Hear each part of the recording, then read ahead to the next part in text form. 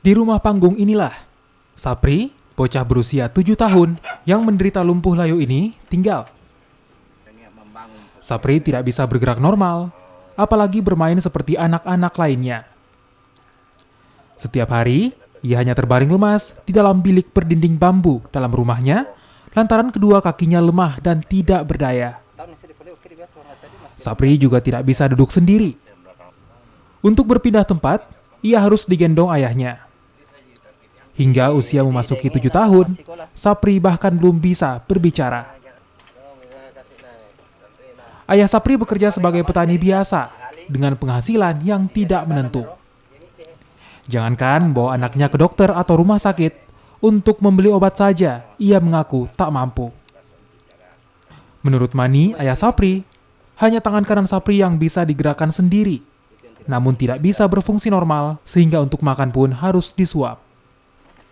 Meski sudah bertahun-tahun didera lumpuh, kondisi Sapri seakan luput dari perhatian dinas kesehatan setempat. Sejumlah pejabat pemerintah Kabupaten Sinjai pernah datang melihat Sapri 3 tahun yang lalu, namun setelah itu tidak seorang pun petugas medis yang datang kembali memeriksa kondisi Sapri. Sapri merupakan anak kedua dari 3 bersaudara. Adiknya Marni yang juga cacat pada tangannya putus sekolah lantaran harus menjaga sang kakak saat ayah mereka pergi berkebun. Pasalnya, ibu mereka sudah meninggal dunia. Begini saja kondisinya adik ini, Pak. Iya, Terbaring begini. terbaring terus. Ini terus. Makannya dikasih makan apa, Pak? Iya di anaknya anak-anak. Semua yang penting ada, yang penting ada.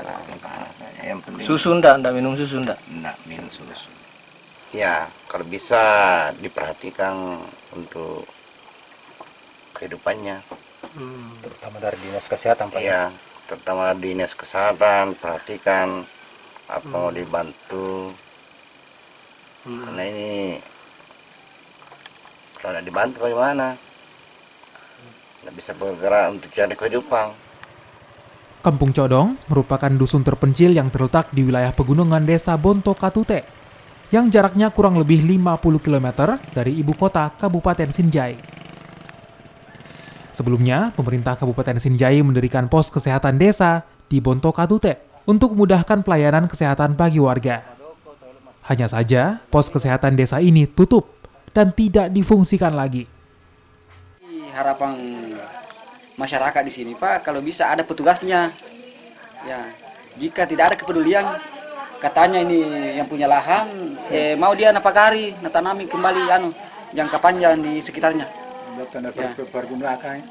karena tidak ada tonji gunanya, hanya gedung saja, nama saja.